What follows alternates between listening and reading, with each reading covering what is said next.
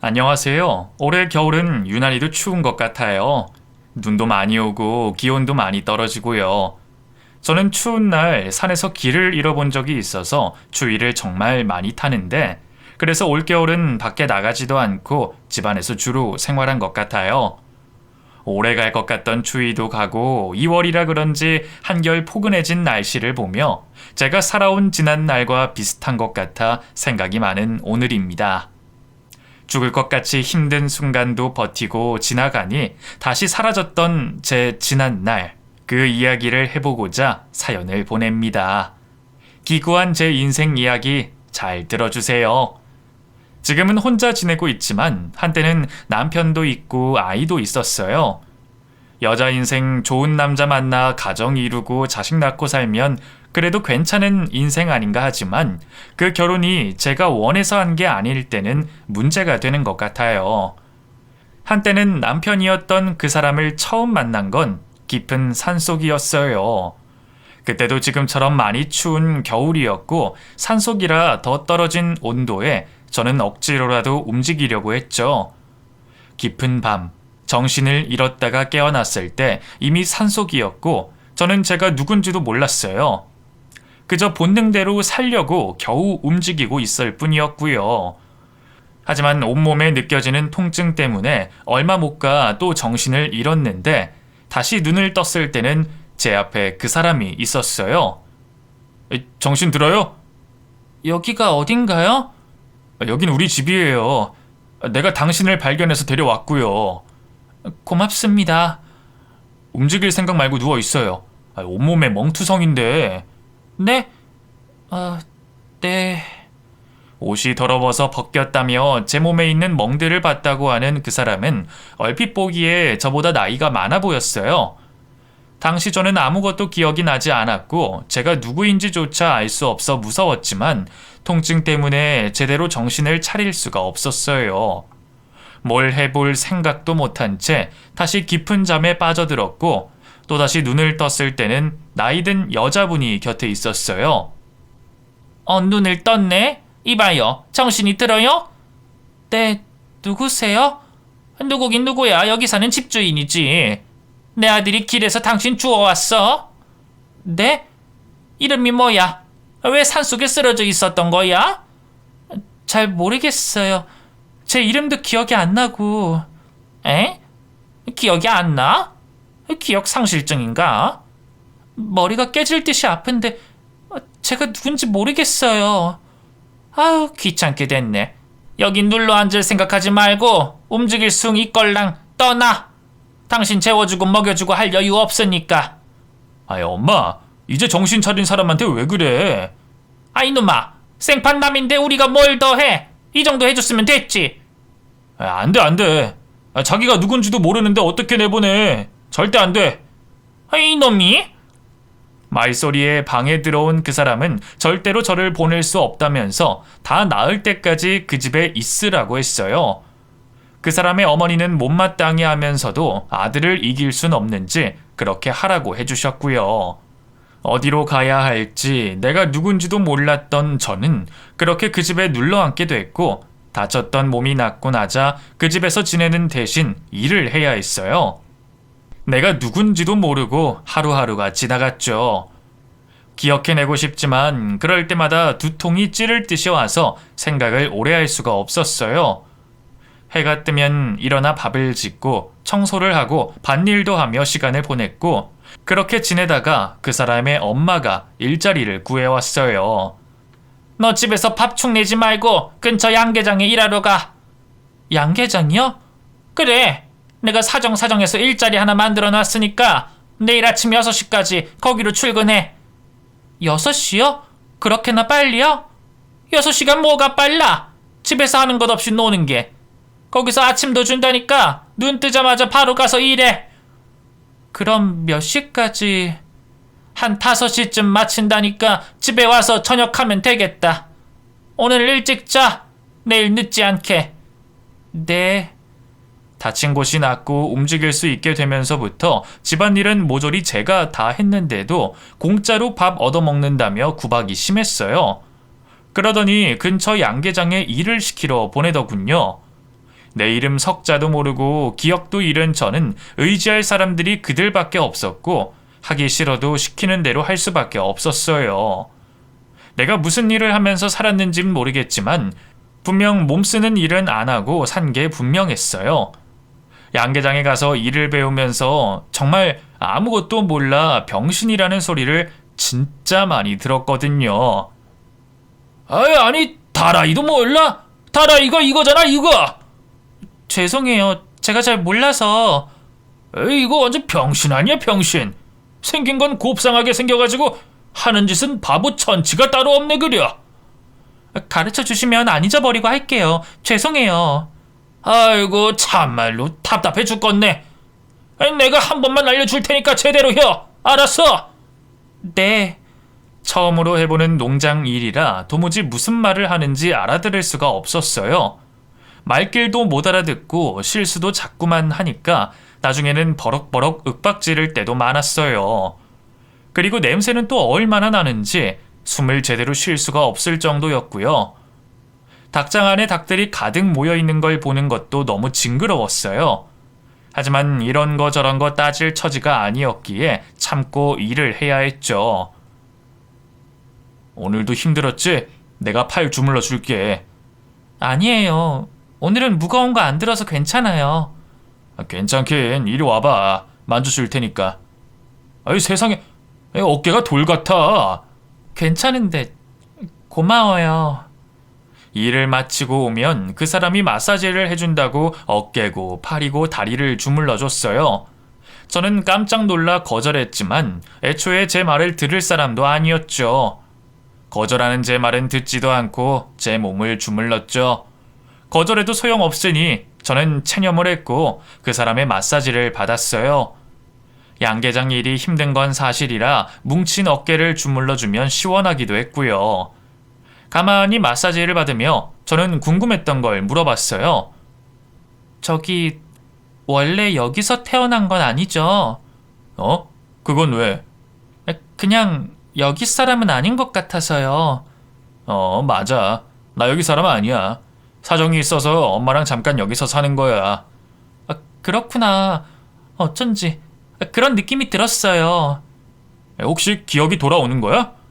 아니요, 그건 아니에요. 가끔 흐릿하게 기억이 날 듯한 날도 있지만 그게 다예요. 그래? 기억 돌아오기 시작하면 나한테 꼭 얘기해. 알았지? 네. 아니다. 이렇게 두면 안 되겠다. 내가 생각이 아니랬어. 네? 뭐가요? 우리 결혼하자. 내가 너 좋아하는 거 알지? 결혼요? 그래. 너 이러다가 기억 돌아오면 떠날 거고 그 꼴은 내가 못 보지. 결혼하자. 오늘부터 우리 부부야. 네? 어머, 이러지 마세요.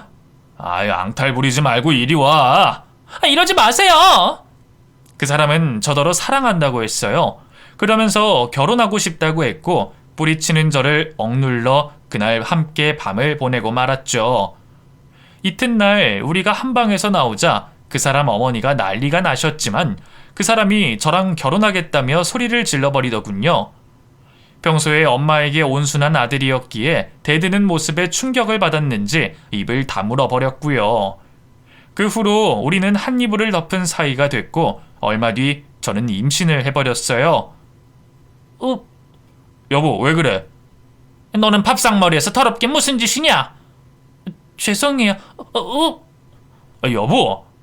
일을 마치고 집에 와 저녁을 먹는 자리에서 음식 냄새 때문에 결국 헛구역질을 해버렸어요.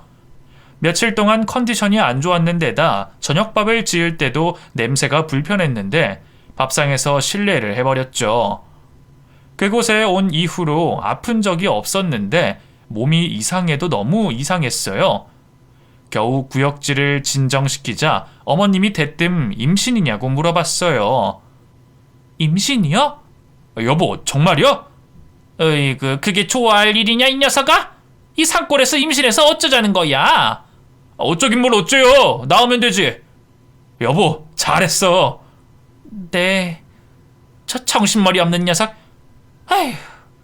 그 사람은 임신을 좋아했고 시모는 싫어했어요.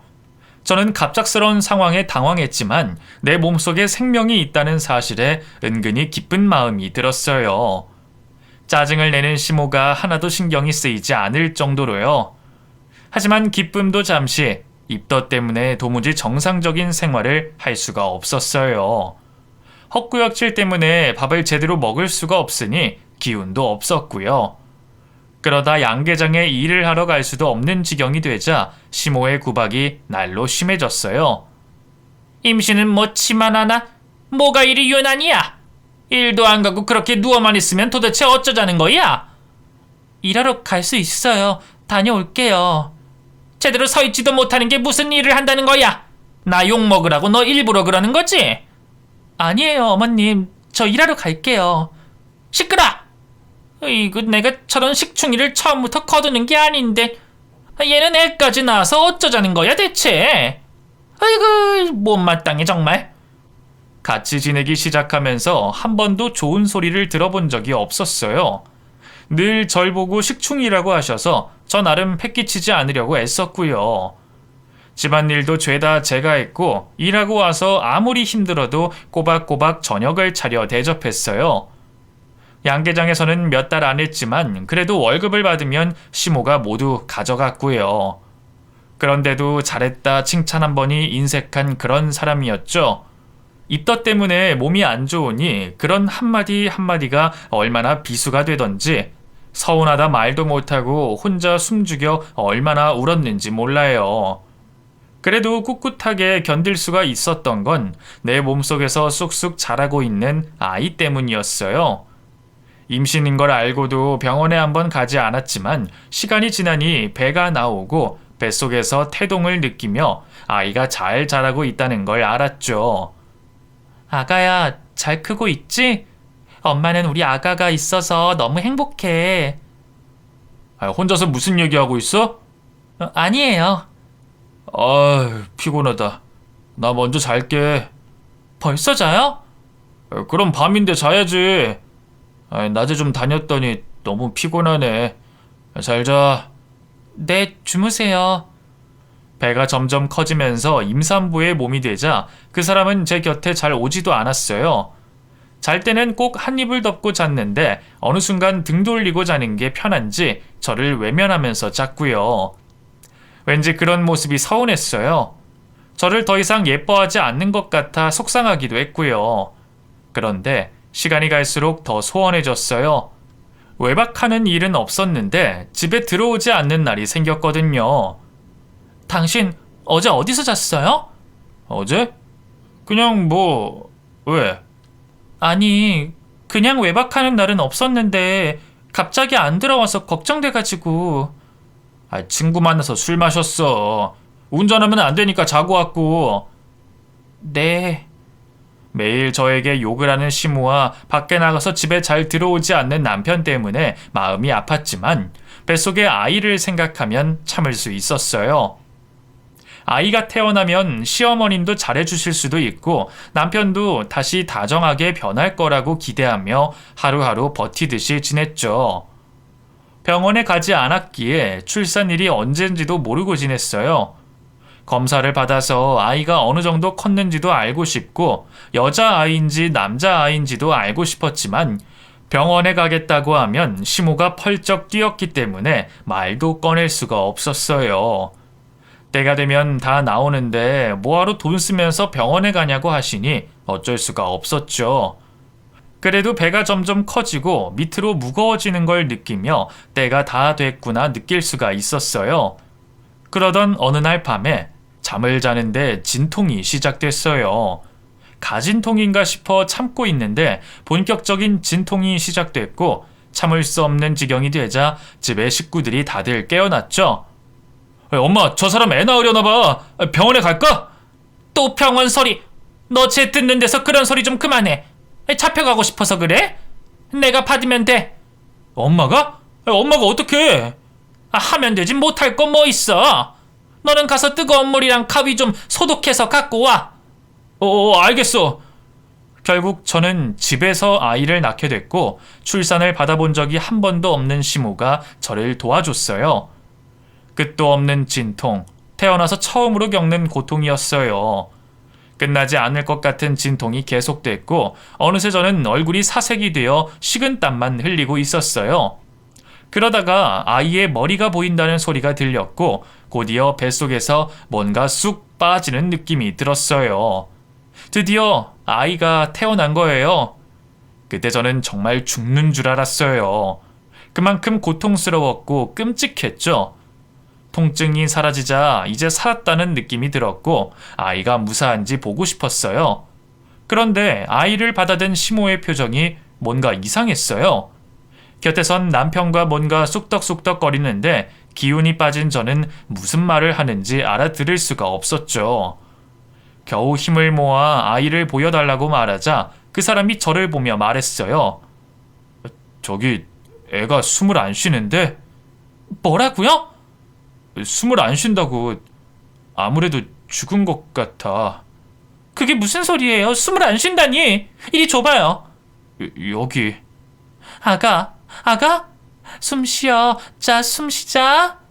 저는 그 사람에게서 아이를 뺏듯이 안았어요. 그리고 핏덩이의 얼굴을 가만히 살피며 불렀죠. 아무리 흔들어도 자는 것처럼 조용히 눈을 감고 있는 아이였어요. 덜덜 떨리는 손으로 코끝에 손가락을 갖다 대도 숨을 쉬는 느낌이 나지 않았어요. 가슴에 귀를 대봐도 심장이 뛰는 소리가 들리지 않았고요. 정말 아이가 죽어버린 거예요. 그걸 느끼는 순간 심장이 덜컥 멈추는 것 같았어요. 뭐야? 이게 뭐야? 내 아기가 왜 이래요? 어머님, 아기가 왜 숨을 안 쉬는 거냐고요? 그게 나올 때 보니까 탯줄을 감고 있더라. 아무래도 탯줄 때문에 그런 것 같다. 뭐라고요? 태어나다가 죽었다는 거예요? 탯줄 때문에? 아니 뭐 그것도 지 팔자지. 재수가 없게 탯줄에 걸려가지고. 시몬은 내 아이에게 재수가 없다고 했어요. 소중한 내 아기, 10달을 뱃속에서 품은 내 아기가 탯줄 때문에, 나 때문에 죽은 거예요. 저는 아이를 품에 안고 통곡했어요. 괴로움에 몸부림을 치며 방금 아이를 낳았다는 것도 잊은 채 슬픔에 몸부림을 치고 있었어요. 시몬은 눈살을 찌푸리며 쳐다보더니 밖에 나가버렸고 그 사람도 우왕좌왕하다가 밖에 나가버렸어요. 자식 잃은 어미를 위로해줄 사람은 아무도 없었죠. 저는 아이의 몸을 닦아서 이불로 곱게 쌌어요. 눈을 감고 여전히 움직이지 않는 아이였지만 추울까봐, 따뜻한 엄마 뱃속에서 나와서 추울까봐 곱게 싸줬어요. 제 눈에는 너무나 사랑스러운 아이였죠. 그런 아이가 죽었다는 걸 저는 믿지 않았고요. 시몬은 죽은 아이를 묻어주자고 했지만 저는 안 된다고 했어요. 내 아이를 그 차가운 땅에 묻을 수가 없었으니까요.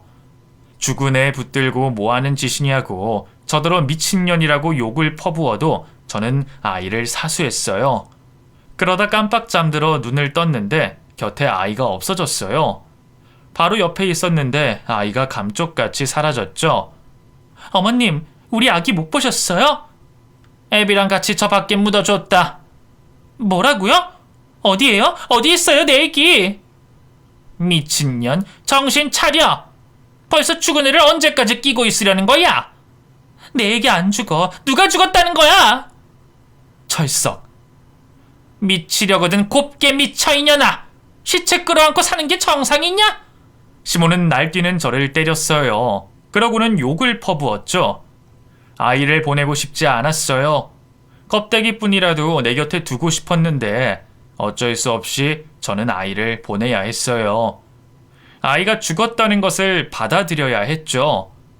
아이를 보낸 이후 저는 나사가 하나 빠진 사람처럼 살았어요.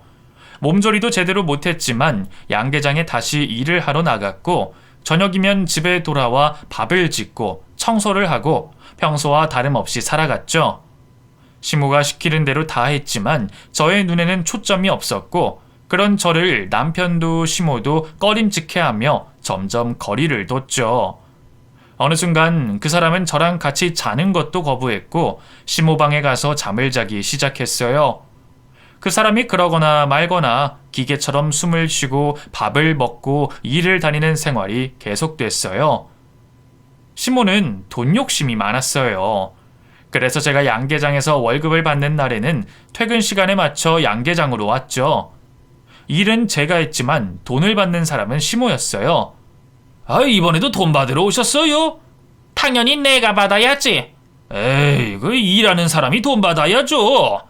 내 돈으로 먹고 자고 다 하는데 왜 그래야 해? 참말 말고 돈이나 내놔. 아, 예, 드릴게요. 여기 있습니다. 그래야지. 앞으로 허튼 소리 하지 말어. 도망가면 자네가 책임질 거야. 제 월급을 당연하게 받아가는 시모였어요. 제가 도망간다며 양계장 주인한테 입 조심하라는 말을 하는 걸 보면서도 제 눈에는 여전히 초점이 없었어요.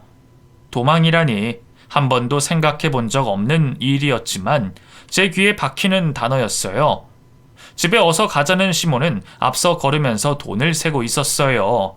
손가락에 침을 퇴퇴 뱉으며 한 장 한 장 세는 모습이 기분 좋아 보이더군요. 그 뒤를 맥없이 쫓아가는데 후진하는 트럭이 눈에 들어왔어요. 가만히 두면 시모를 칠 것 같은데 그것도 모르고 돈 세는 것에 정신이 나간 시모는 자신이 위험한지도 모르고 있었죠. 퍼뜩 정신이 든 저는 달려가 시모를 밀쳤는데 트럭이 너무 가까이 와 있었기에 그만 제가 그 밑에 깔리고 말았어요. 아! 뭐야? 김씨, 차 세워! 사람 깔렸어! 순식간에 주인은 소란스러워졌고 트럭 밑에 깔린 저는 순간의 통증에 정신을 잃고 말았어요. 정신이 아득해지는 순간 그냥 죽었으면 좋겠다는 생각을 했죠. 나도 죽어서 내 아기가 있는 곳에 갔으면 좋겠다고. 그래서 한 번도 못 준 젖도 주고 제대로 안아주지도 못해서 실컷 안아줬으면 좋겠다고 그렇게 생각하며 눈을 감았어요. 다시 정신이 들었을 때는 병원이었어요. 병원이라면 질색을 하는 사람들인데 웬일로 나를 병원까지 데려왔나 싶더군요. 서서히 정신이 들고 온몸에 통증이 느껴졌어요. 너무나 끔찍한 통증에 까무러칠 것만 같았어요. 겨우 정신을 차리고 주위를 둘러보니 아는 사람이 보이지 않았죠. 그리고 내 눈에 들어온 모습, 한쪽 다리가 보이지 않았어요. 내 한쪽 다리가 잘려나가고 없었죠. 믿을 수 없는 내 모습에 저는 비명을 질렀고 곧 의사와 간호사들이 달려왔어요. 발작하는 저에게 주사기를 여러 개 들이밀더군요. 저는 내 다리 내놓으라고 소리 지르며 울었어요. 해도 정말 너무한 것 같았죠. 왜 나에게 이런 감당하기 힘든 일만 생기는 건지, 내가 뭘 그리 잘못했길래 이런 일이 벌어지는지 너무 괴로웠어요. 숨을 쉬고 사는 게 고통스럽고 힘들어서 살고 싶지가 않았죠. 차라리 그때 죽어버렸으면 편했을 텐데 죽지도 않고 살아있는 제가 너무나 원망스러웠어요. 한 달 후 병원에서 퇴원한 저는 다시 살던 집으로 돌아왔어요. 두 발로 걸을 수가 없어 목발에 의지한 채 쩔뚝쩔뚝거리며 집으로 들어갔죠. 시모를 구하다가 벌어진 일이었지만 시모는 저에게 고맙다는 말도 하지 않았고 미안한 기색도 없었어요. 그저 제가 더 이상 양계장에서 일을 할 수 없는 게 아쉬운 사람이었죠. 보상금 받은 거 너 치료한다고 다 써버리고 남는 것도 없어. 너는 다리가 그 모양이고 이제는 일도 못 가니까 이게 뭔 낭패인지. 아니 엄마 때문에 이렇게 됐는데 그런 말이 나와요? 이놈이 뭐가 나 때문이야? 지가 끼어들어서 사고 난 거지. 나도 그때 트럭이 오는 거 다 알고 있었어. 에이, 뭐 그때 본 사람들이 그렇게 말 안 하던데. 뭐라고? 이놈이? 행여나 밖에 나가서 그런 소리 하지 마. 나 때문에 제 다리 불구됐다고 하면 내가 밖에 어떻게 다니냐? 아, 이 와중에 체면이 중요하오? 그래도 이놈이? 아이, 알았어. 둘이 티격태격하는 소리를 들으며 저는 조용히 방에 들어가 자리에 누웠어요. 병원에 간 이후로 청소 한 번 안 했는지 구석에 먼지가 소복히 쌓인 방에 누워 나도 모르게 눈물이 흘렀어요. 방에 들어왔지만 방음도 되지 않아 둘이 하는 얘기가 고스란히 귀에 들어왔고 시몬은 저 따위는 아랑곳하지 않고 하고 싶은 말을 다 하는 사람이었어요. 그나저나 네가 저 병신 수발 들게 생겼네. 앞으로 어쩔 거냐? 뭘 어째요? 다친 사람 내가 돌봐야지. 네가 잘도 하겠다. 하긴 뭘 해. 또 내가 하겠지. 같이 하는 거지 뭐. 엄마는? 언제까지 우리가 여기 있을 것도 아니고 떠날 때는 여기 두고 가던지. 같이 가는 건 안 맞아. 그러니까 너도 정떼. 애초에 네가 안 건드렸으면 됐잖아. 그냥 얼어 죽게 두지 뭘 주워와가지고는. 잔소리 좀 그만해요. 알아들었으니까. 내 남편이고 내 시어머님이었어요. 하지만 그들은 내가 가족이 아닌 게 확실했죠. 어디로 가는지 모르겠지만 나를 버리고 간다고 했고 다리가 이 모양이라 도망가면 쫓아갈 수도 없었어요. 어쩌다가 이렇게 된 건지 내 처지가 너무나 서글펐어요. 아직도 기억나지 않는 내 이름과 나의 과거, 내 부모님은 어떤 분들일지, 누군지도 모르는 부모님이 너무나 보고 싶은 그런 밤이었습니다. 울면서 잠들었다가 깼어요. 다들 자는지 조용한 야밤. 저는 조심스레 방을 나섰죠. 아무런 짐도 챙기지 않은 채 목적지도 없이 목발 하나의 의지에 한 발 한 발 걷기 시작했어요. 그냥 이 집을 떠나야겠다. 저들이 나를 버리기 전에 내가 떠나야겠다는 생각이 들었죠. 이대로 홀로 나가면 어쩌면 죽을지도 모르지만 죽음 따위 더 이상 무섭지도 않더군요. 천천히 걷기 시작해 산길을 지나 큰 도로변으로 나섰어요. 몇 번이나 엎어지고 산비탈에 굴러 떨어질 뻔하면서 겨우 산을 벗어났어요. 편편한 도로변은 걷기 좋았지만 새벽이라 그런지 춥기도 많이 춥더군요. 목발을 잡은 손은 찬바람에 꽁꽁 얼었고 팔에 힘이 빠져 걷는 속도는 점점 느려졌어요. 지나다니는 차 하나 안 보이는 도로 위를 걷고 또 걷다가 어느 순간 쓰러지고 말았어요. 아스팔트 위에 머리를 대고 누워있자니 잠이 쏟아지더군요. 멀리서 산짐승이 오는 소리가 들렸고 잠들면 잡아먹힐지도 모르겠다는 생각을 하며 서서히 정신을 잃어갔어요. 예은아, 정신이 드니? 여긴 어디예요? 누구세요? 예은아, 엄마야. 엄마 못 알아보겠니? 엄마? 그래, 엄마. 예은아, 대체 무슨 일이 있었던 거야? 다리는 왜 이런 거야? 진짜 내 엄마예요? 그래, 내가 네 엄마야. 여보, 예은이가 우릴 못 알아보나 봐. 예은아, 아빠다. 못 알아보겠니? 아빠. 이 녀석, 어디서 이런 고생을 하고 우리가 널 얼마나 찾아 헤맸는지 아니? 무사하게 돌아와서 다행이다. 그것만으로 다행이야. 또다시 병원에서 눈을 뜬 저는 저를 붙들고 눈물을 흘리는 두 사람을 만났어요. 인상이 너무나 좋아 보이는 남자분과 자상해 보이는 여자분. 그 두 사람은 저를 자신들의 딸이라고 했죠. 그러면서 눈물을 흘리시는데 얼마나 애처롭게 우시는지 제 눈에도 어느새 눈물이 흘러내렸어요. 그분들은 저를 예은이라고 불렀어요.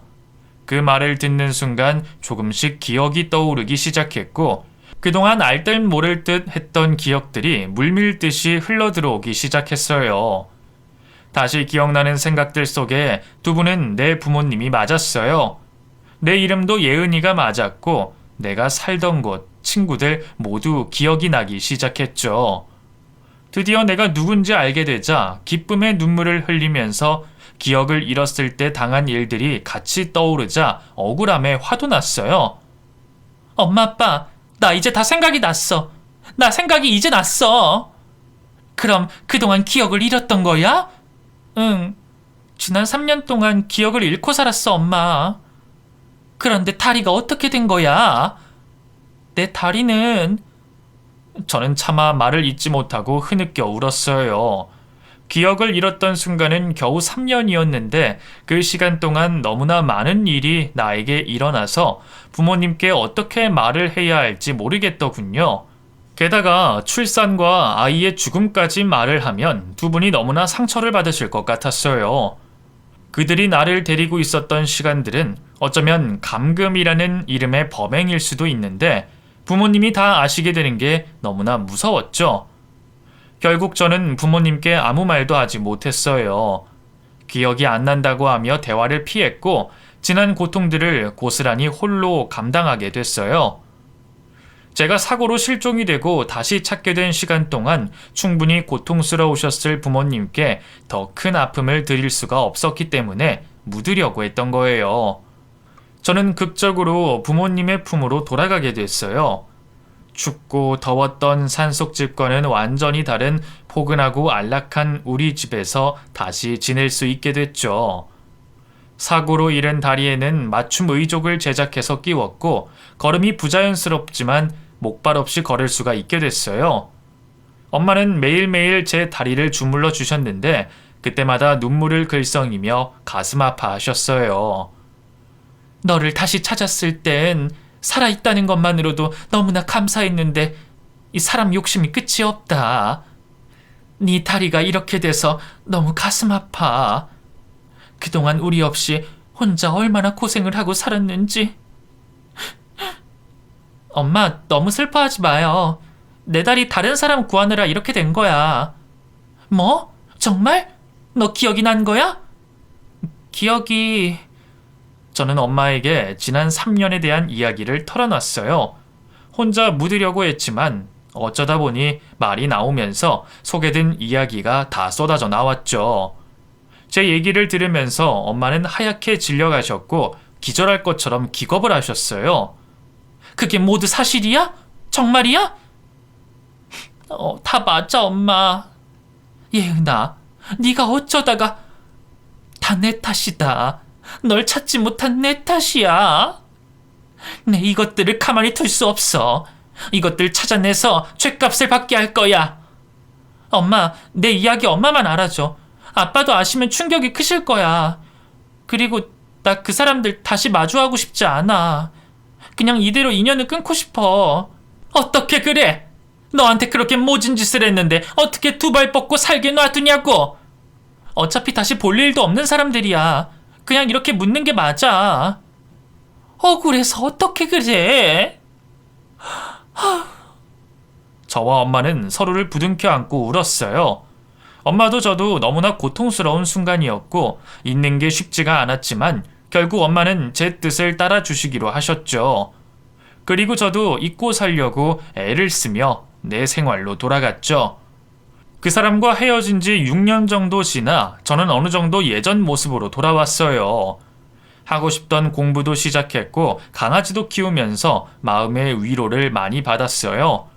그리고 부모님과 함께 힘들었던 순간들을 잊고 살기 위해 애를 썼고 덕분에 다시 웃으면서 지낼 수가 있게 됐어요. 나이가 들면서 선자리가 들어왔지만 제가 알아서 모두 커트시켰죠. 다리도 그렇고 이미 아이도 한 번 낳았던 저라서 양심 없게 숨기고 결혼하고 싶은 마음이 없었거든요. 평생 반려견과 함께 살겠다고 생각하며 지냈어요. 오랜만에 집안에 결혼식이 있어서 엄마와 함께 쇼핑을 갔어요. 백화점에 가서 기분 전환 삼아 옷과 가방, 신발도 새로 샀죠. 문득문득 떠오르는 악몽 같았던 순간들 때문에 식은땀이 흐를 때도 있었지만 대체적으로 잘 지내고 있었어요. 엄마, 나 잠시 화장실 좀? 그래, 다녀와. 가방은 이걸로 할 거니? 응, 그게 제일 마음에 들어. 알았어. 우리 이거랑 이걸로 준비해줘요.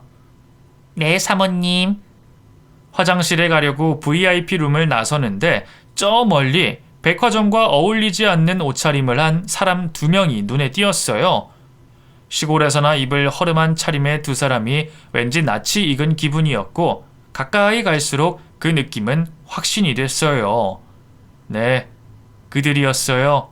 제 전남편과 시어머님이요. 그들을 발견했을 때 온몸에 식은땀이 쭉 나는 것 같았죠.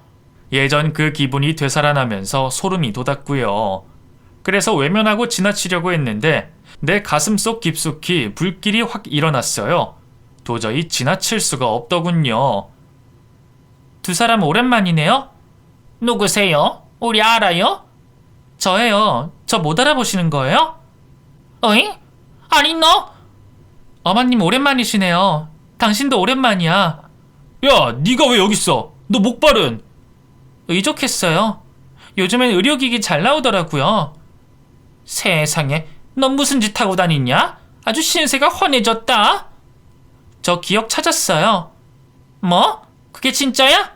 아니 그럼 우리한테 연락해서 돈이라도 한 푼 쥐어주지. 야박하게 입을 싹 닫어?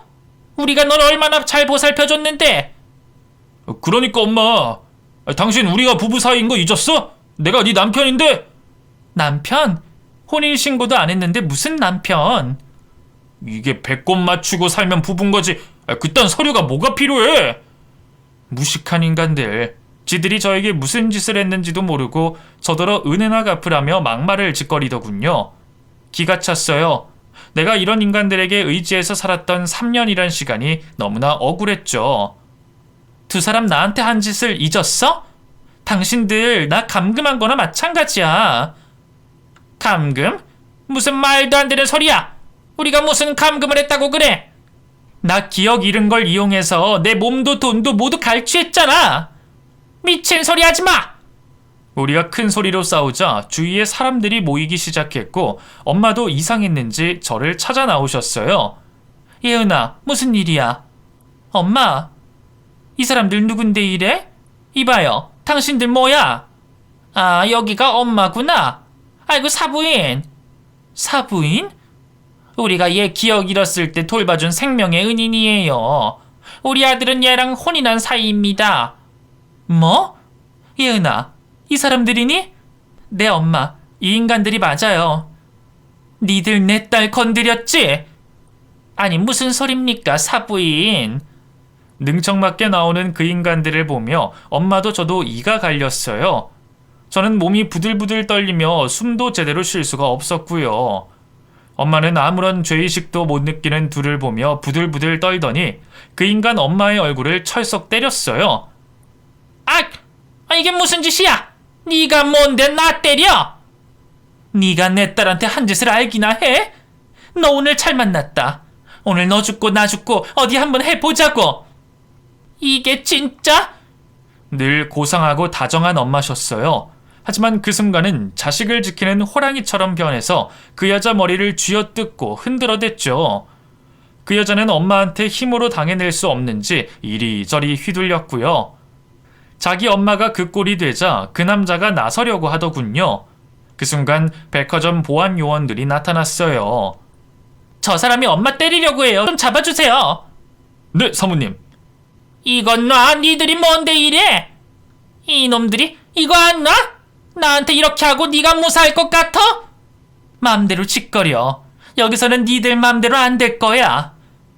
그 둘이 안 간다고 버둥거렸지만 힘으로 못 당하고 보안 요원들에게 끌려갔어요. 둘 다 안 되겠다 싶었는지 갑자기 할 말이 있다면서 사정을 하더니 저와 엄마에게 와선 무릎을 꿇고 봐달라고 사정을 하더군요. 사모님, 아가, 내가 잘못했다.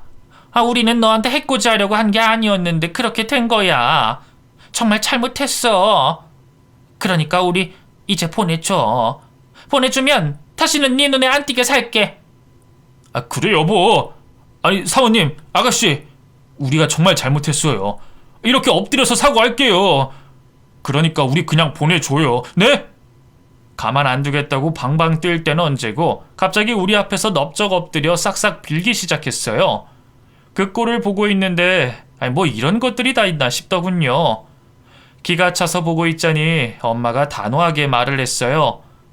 당신들이 한 짓이 뭔지 모르나 본데 내 자식 눈에 피눈물 나게 만든 니들 내가 가만 안 둬. 내가 콩밥 먹게 만들 거니까 기대하는 게 좋을 거야. 데려가요. 아니 사모님. 여보, 우리 잡혀가면 안 돼, 여보. 급하니 저더러 여보라고 부르는 그 입에다가 흙이라도 집어넣고 싶었어요. 기억을 잃은 나한테 한 짓을 생각하면 정말 갈갈이 찢어 죽이고 싶은 그런 심정이었죠. 내 맘대로 할 수 없어서 얼마나 원통한지 그런 제 손을 엄마가 잡아주며 꼭 죗값을 치르게 해주겠다고 하셨어요. 잠시 뒤 경찰이 도착했어요. 저와 엄마도 같이 경찰서로 갔는데 엄마는 이대로 둘 수 없다며 아버지께 연락을 했어요. 그리고 변호사를 대동해 경찰서에 다 모였죠. 엄마는 제가 당한 일을 아버지께 모두 알렸어요. 뒤늦게 아신 아버지는 분노했고 그 둘을 가만히 둘 수 없다고 하셨어요. 변호사와 얘기를 나누시고는 곧장 고소 준비를 하셨고 저와 엄마는 경찰서에서 진술을 하고는 집으로 왔어요. 나중에 연락이 왔는데 그 인간들 둘이 전과가 있었어요. 사기 전과가 몇 개나 됐고 저를 만났을 때도 크게 한탕하고는 그 산에 숨어 지내고 있었던 거였죠. 그래서 발각될까봐 저를 병원에 데려가지 않으려고 했던 거예요. 자기들 죄를 숨기려고 하다가 결국 내 아이를 죽게 만든 거죠. 그들이 한 짓을 생각하면 정말 갈아 마셔도 시원찮은 인간들이었어요. 내 눈에 피눈물이 흐르게 만든 인간들. 그 인간들 눈에도 피눈물이 나도록 만들어주고 싶은 마음이 가득했고요. 고소를 하며 그 인간들 조사가 들어갔고 얼마 뒤 재판을 하게 됐어요. 그리고 결국 감옥에 들어가게 됐고요. 어쩌다 제가 그런 인간들과 인연이 됐는진 모르겠지만 그것들이 죗값을 치르게 됐으니 조금은 위안을 얻고 있어요. 하지만 아직도 자면서 악몽을 꾸고 있어서 괜찮아지려면 시간이 더 걸릴 것 같아요. 저는 요즘 죽은 제 아이를 위해 매일 기도를 하고 있습니다. 하늘나라에 가서 제발 행복하게 살고 있길 바라는 마음으로요. 내 작은 정성이 그 아이에게 복이 되길 바라며 매일매일 진심으로 기도를 하고 있습니다. 지난 그 끔찍한 일을 회상하면 정말 나에게 일어난 일인가 싶어요. 지금은 모두 끝난 일이라 얼마나 다행스러운지 몰라요. 부모님의 가슴에 비수를 꽂은 딸이지만 앞으로 좋은 모습 보여드리면서 효도도 할 생각입니다. 그러면 부모님도 그나마 마음이 편해지시리라 믿어요. 제 이야기는 여기까지입니다. 두서없는 이야기 끝까지 들어주셔서 고맙습니다. 행복하세요.